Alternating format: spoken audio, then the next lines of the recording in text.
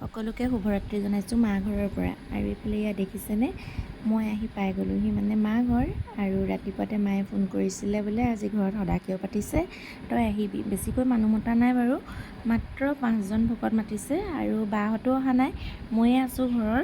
সেয়েহে সকলোকে চাহ তাহ খুৱাই ল'লোঁ। আৰু এইফালে ইয়াত আমাৰ ঘৰৰ ওচৰৰে খুৰা হয়, গুণীন খুৰা, তেওঁৰ লগতে মই ইয়াত কাটি আছোঁ অমিতা আৰু আলু, আৰু গুণীনদাই কাটি আছে পিঁয়াজ, মানে লুচি আৰু চব্জি হ'ব।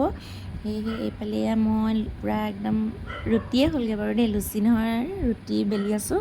পাপাই মুঠি দিলে, মানে আৰু বেলেগ মানুহ মতা নাই যিহেতু কৈছোঁৱেই।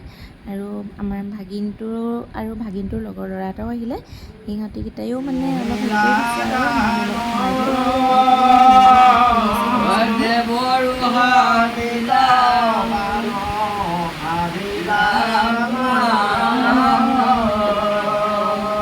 তাৰপিছতে আকৌ এইফালে ভাগিনটোৰ লগৰটোকো ক'লোঁ বোলো তয়ো কেইটামান বেলি দে, মোৰ হাত কিন্তু বিষাই গৈছে দেই। তাৰপিছতে সি আকৌ এয়া বনাই আছে, কৈছে বোলে মোৰ বেয়া হ'ব নেকি, মই বোলো নহয় বেয়াও ভাল হ'ব। এইফালে আকৌ ভাগিনটোৱে কিবা কিবি এয়া কৰি আছে। তাৰপিছতে আকৌ এয়া পেহাই আকৌ বনাই আছে চব্জি, আৰু এইফালে বনাই আছে গুণীনদাই ৰুটি। যিহে গৰম পৰিছিলে নহয়, তথাপিতো জুইত বনোৱা একদম আৰু কি ক'ব। এইফালে প্ৰসাদ হৈ গ'ল, আৰু ৰাতি মানে তেতিয়া 11টা বাজিলেগৈ, মানে আমাৰ হেৰি ভগালে আৰু নাম মানে ভগালে 11টা বাজিলে। আৰু ধুনীয়াকৈ এয়া আমিকেইটাই ইয়াতে ৰুমতে খাই আছোঁ।